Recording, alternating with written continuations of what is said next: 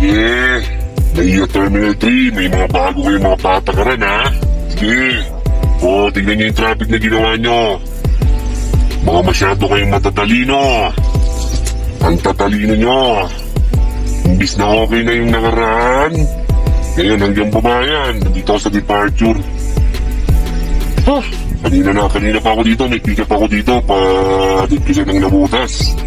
25 minutes, hindi pa ako nakakapasok ng multiple parking. Masyado kasing matatalino yung mga tao dito sa may Terminal 3. Ayan o, tigil yung traffic. Aray ko. Yan, pick up pa lang yan. Tingnan niya haba ng traffic yan, baba departure. Ito, ay yung baba, arrival. Ayan, traffic yan, pick up yan. Ito, departure sa taas. Masyado kayong matatalino kasi. Ang dami niyong alam. Diba? Di kayo din nagagulo-gulo. Mas sumakit yung ulo niyo. Ikaw. Ano gagawin dyan ang DS750 mo kung nakapark lang dyan? Ang dami nyo kasing alam. Tignan nyo yung traffic nyo. Talaga naman